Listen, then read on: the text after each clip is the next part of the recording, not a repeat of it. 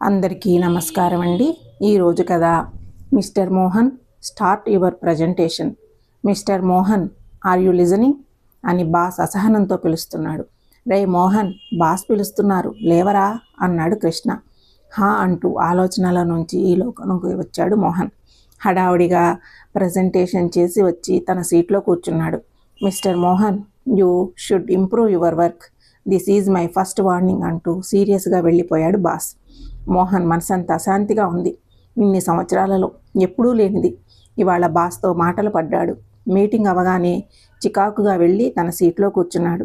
అప్పటికే టైం 5:30 అవడంతో అందరూ హడావుడిగా ఇళ్లకు బయలుదేరిపోయారు. మోహన్ మాత్రం ఇంటికి వెళ్ళడం ఇష్టం లేనట్టు అక్కడే కుర్చీలో వెనక్కి సాగిలపడి దీర్ఘంగా ఆలోచిస్తున్నాడు.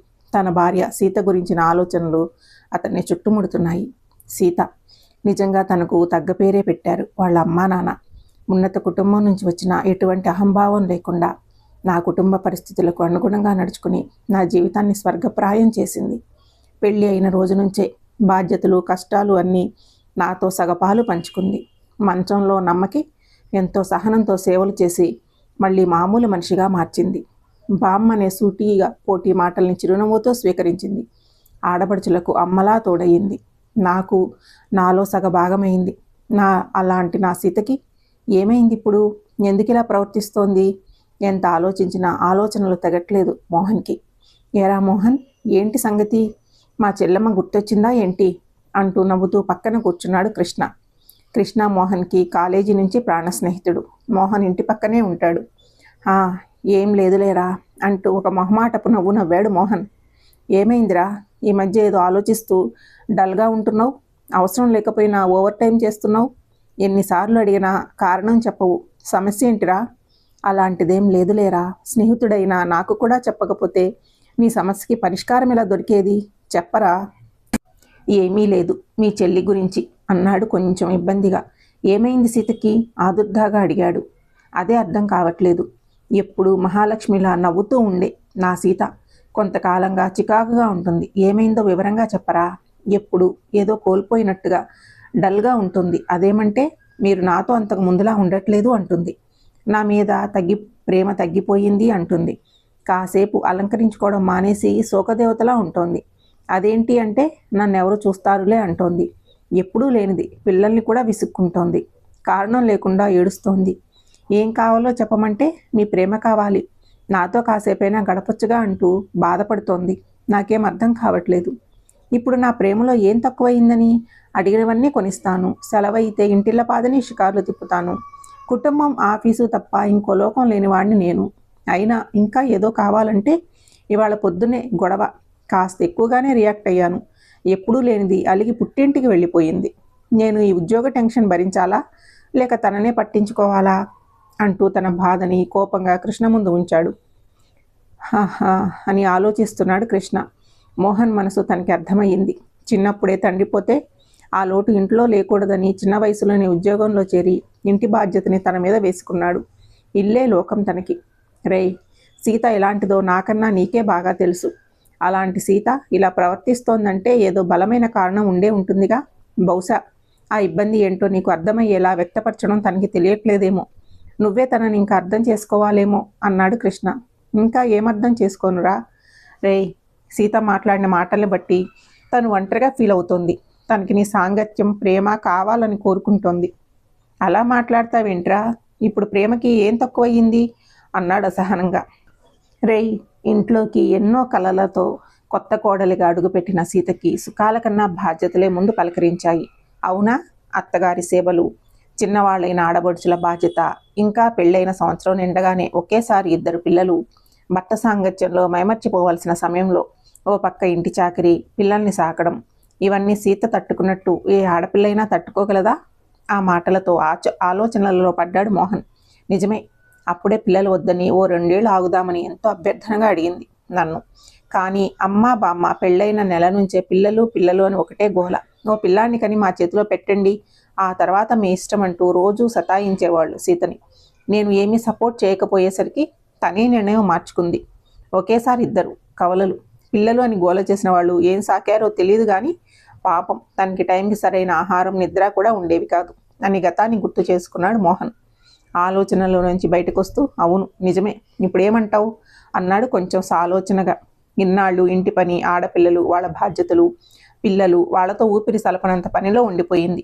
వెనక్కి తిరిగి చూస్తే తనేం కోల్పోయిందో తెలుసుకుని ఇప్పుడు అవి తిరిగి కావాలని కోరుకుంటోంది. అవి తిరిగి అందించు. కొంచెం అర్థమయ్యేలా చెప్పరా? నీ ప్రేమని తిరిగి అందించు. కొంత సమయం తనతో గడుపు.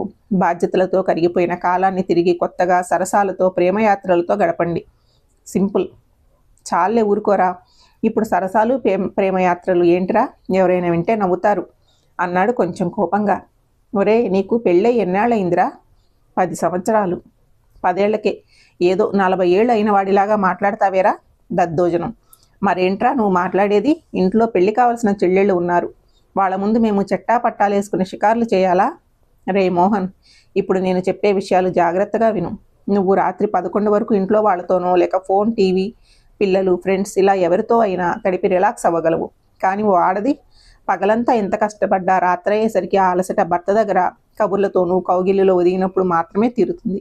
పెళ్ళైనప్పటి నుంచి ఇద్దరూ బాధ్యతలతో సతమతమయ్యి మీ గురించి మీరు ఆలోచించుకునే సమయమే దొరకలేదు. ఇప్పుడు ఇంటి బరువు కాస్త తేలిక పడింది.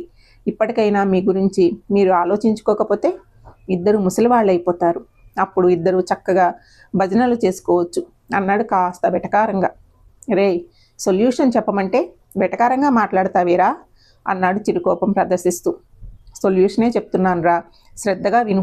ఇక నుంచి ఎట్టి పరిస్థితుల్లో రాత్రి 10 కల్లా నీ బెడ్రూమ్లో ఉండాలి. నీకు నీ భార్యకు ఏకాంతం కావాలి. అప్పుడప్పుడు మీరిద్దరూ మాత్రమే షికార్లు చేయాలి. చిన్న చిన్న సర్ప్రైజ్, సరదాలు, సరసాలు ఇవే దాంపత్యాన్ని దృఢపరిచేవి. ఒక్క మాటలో చెప్పాలంటే ఎంత వయసు వచ్చినా భార్యాభర్తలకు ఖచ్చితంగా ప్రైవసీ ఉండాలి. మీరు అన్యోన్యంగా ఉంటేనే కదా మీ దాంపత్యాన్ని చూసి పిన్నలు జీవిత పాఠాలు నేర్చుకునేది, పెద్దలు సంతోషించేది. ఇంకా ఎవరో ఏదో అనుకుంటారు అని నువ్వు అనుకుంటూ కూర్చున్నావంటే నీ సీత ఒక ప్రాణమున్న మరబొమ్మలా మారిపోతుంది. తర్వాత నీ ఇష్టం అనేసి గీతబోధ చేశాడు కృష్ణ. అన్నిటికన్నా సీత మరబొమ్మగా మారిపోతుంది అనే మాట మనసులో గట్టిగా గుచ్చుకుంది. పెళ్ళైన కొత్తల్లో కళ్ళల్లో కొత్త కాంతులతో చెక్కిన శిల్పంలా, ముద్దుగుమ్మలా ఎప్పుడూ చిరునవ్వుతో ఉండేది నా సీత. కానీ ఇప్పుడు నిర్జీవమైన కళ్ళు, పెలవమైన ఓ నవ్వు అతికించుకుని చిక్కిపోయిన మేనితో ఉంది. ఇంకా ఇలాగే చూస్తూ ఊరుకుంటే నో, నా సీత నాకు కావాలి, తనని తిరిగి నా దాన్ని చేసుకోవాలి అని మనసులో గట్టిగా నిర్ణయించుకున్నాడు. ఓ వారం రోజుల తర్వాత సీత, పిల్లలు ఊరి నుంచి ఇంటికి వచ్చారు. వారింట్లో అడుగు పెట్టగానే కళ్ళతోనే సీతని పలకరించాడు మోహన్. అదేం పట్టనట్టు రూమ్లోకి వెళ్ళి బ్యాగ్లో బట్టలు బీరువాలోకి సర్దుతోంది సీత. వెనకగా వచ్చి చేతులతో నడుముని చుట్టేసి గట్టిగా కౌగులించుకున్నాడు మోహన్. అనుకోని ఈ సంఘటనతో కాస్త కంగారు పడింది. నా సీతకి ఇంకా నా మీద అలక తగ్గినట్టు లేదు అంటూ ఆమెని గుండెలకి హత్తుకున్నాడు. ఏంటిది, పిల్లలు వస్తారు అంటూ విదిలించుకునే లోపే తన పెదవులను అందుకుని గాఢంగా ముద్దు పెట్టి ఓ 5 నిమిషాల పాటు తీయని అదర మధురాన్ని జుర్రుకున్నాడు. ఆమె గుండె వేగం పెరిగింది. ఆ మధురాగ్నికి తాళలేక ఆమె కంటికొస నుండి నీటి చుక్కలు చెక్కిళ్లపైకి జారాయి. ఇంతలో నానా అని డోర్ కొడుతున్న శబ్దంతో ఇక తప్పక ఆమెను వదిలిపెడుతూనే మళ్ళీ దగ్గరికి లాక్కుని సగంలో వదిలేసిన మధురాన్ని పూర్తిగా జురుకుని మునిపంటితో పెదవులపై వచ్చిన ముద్ర వేసి కన్నుగీటుతూ బయటికి వెళ్ళిపోయాడు మోహన్. ఎప్పుడు ఊరి నుంచి వచ్చిన పిల్లల్ని తప్ప తనని పట్టించుకొని భర్త ఇలా చేసేసరికి ఆమెకి ఆనందము, ఆశ్చర్యము, సిగ్గు ఒకేసారి ముంచుకొచ్చాయి. రాత్రి అయ్యే వరకు సీతను ఏదో విధంగా తాకుతూ చిలిపి పనులు చేస్తూనే ఉన్నాడు మోహన్. రాత్రి 9 అవగానే ప్రయాణ బడలిక వల్లేమో పిల్లలు త్వరగా నిద్రపోయారు. భోజనాలు అయ్యాక 10ంటికి సీత ఇలారా అంటూ మేడ మీదకి నడిపించాడు. ఏంటి, ఎక్కడికి అంటుంటే సర్ప్రైజ్ అంటూ ఊరిస్తూ కళ్ళు మూసి నడిపించాడు.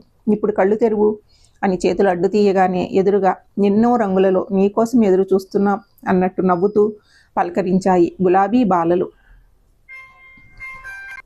నా అందాల సీతకి గులాబీల స్వాగతం అంటూ చెక్కిలపై ముద్దుతో చెవిలో గుసగుసలాడాడు. తనకెంతో ఇష్టమైన గులాబీలను చూడగానే సీత మనసు ఆనందంతో నిండిపోయింది.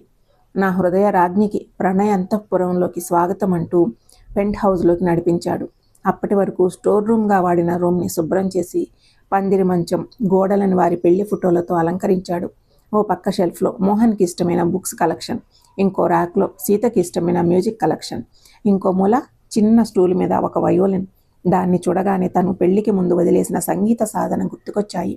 ఎలా ఉంది మన అంతఃపురం అంటూ ఆమె శంఖం లాంటి మెడపై చిన్న ముద్దు పెడుతూ అడిగాడు. బదులుగా ఆమె కళ్ళు వర్షిస్తున్నాయి. సీత, ఏమైంది? ఈ కన్నీళ్ళేంటి? మీరిలా ప్రేమ చూపిస్తానంటే మీతో గొడవపడి నెలకోసారి పుట్టింటికి వెళ్ళొస్తానండి అంది అమాయకంగా వెక్కిళ్ళు పెడుతూ. అరే పిచ్చిదానా, ఇవన్నీ నువ్వు పుట్టింటికి వెళ్ళావని చేయలేదు. మనం కోల్పోయిన జీవితాన్ని తిరిగి ఈ అంతఃపురంలో ఒక కొత్త పుస్తకంగా రాసుకోవాలి. ఇక్కడ గడిపే ప్రతి క్షణం మనమిద్దరమే. నాకు నువ్వు, నీకు నేను, అంతే అంటూ తమకంగా ఆమె పెదవుల్ని అందుకుని ఆస్వాదించాడు. అయ్యో వదలండి అంటూ మోహన్ని దూరంగా నెట్టింది. ఏమైంది? మనమిద్దరం ఇక్కడుంటే ఇంట్లో అందరూ ఏమనుకుంటారు? పిల్లలున్నారు, అమ్మో బామ్మకి తెలిస్తే ఇంకేమన్నా ఉందా? పదండి కిందకి వెళ్ళిపోదాం అని అంది కాస్త భయంతో. పిల్లలు ఈ వేళ నుంచి అమ్మ దగ్గర పడుకుంటారు. నీకో విషయం తెలుసా? మా బామ్మ 50 ఏళ్ల వయసులో కూడా రాత్రి 9 కల్లా చిలకలు చుట్టుకుని తాతయ్య గదిలోకి వెళ్ళేది. ఏ రోజు ఆ టైం మాత్రం మిస్ అయ్యేది కాదు. ఏ భార్యాభర్తలకైనా, ఏ వయసు వారికైనా వారికో పర్సనల్ స్పేస్ ఉంటుంది. దాన్ని ఎవరూ డిస్టర్బ్ చేయకూడదు. పోనీ రోజు కాకపోయినా వారానికో 2 సార్లైనా మనం అంతఃపురంలో గడుపుదాం. ఏమంటావు అంటూ కళ్ళెగరేస్తూ సీత వంక చూశాడు. ఏం సమాధానం చెప్పాలో తెలియక అర్ధాంగీకారంతో భయంగా మోహన్ చెయ్యి పట్టుకుంది. తన భయం పోగొట్టే నేపంతో, ఇప్పుడు నీ అనుమానాలన్నీ తీరితే ఇంకా మనం మన అంతఃపుర ఏకాంతానికి శ్రీకారం ఎక్కడి నుంచి మొదలు పెట్టాలో చెప్పు అంటూ సీతని దగ్గరికి లాక్కుంటూ చిలిపిగా నవ్వాడు. ఇక తన భర్త ప్రేమ కౌగిలిలో కరిగి కలిసిపోయింది సీత. ఆ రోజు నుంచి పొద్దున్నే పూదోట మధ్య ఇద్దరూ కాఫీని ఆస్వాదించడం మొదలుపెట్టారు. అసంపూర్ణంగా వదిలేసిన సంగీత సాధన తిరిగి మొదలుపెట్టి రోజుకో గంట పిల్లలకి సంగీతం ట్యూషన్స్ చెప్తూ తనలో నూతనోత్సాహం నింపుకుంటోంది. సీత దగ్గర వయోలిన్ నేర్చుకోవడానికంటూ తనకి దగ్గరగా ఉండాలని ప్రయత్నించేవాడు. ఓ ఆదివారం కుటుంబానికి, ఇంకో ఆదివారం కేవలం వారిద్దరి కోసం కేటాయిస్తూ ఓ ఆనంద అంతఃపురాన్ని నిర్మించుకున్నారు ఆ భార్యాభర్తలు. ఈ కథ మీకు నచ్చినట్లయితే ఛానల్ని సబ్స్క్రైబ్ చేసుకోండి. ఛానల్లోని మిగతా కథలను ఫాలో అవ్వండి. మీ స్నేహితులకి, బంధువులకి షేర్ చేయండి, లైక్ చేయండి. ఈ కథ గురించి మీ అభిప్రాయాన్ని కామెంట్ రూపంలో తెలియచేయండి. Thank you.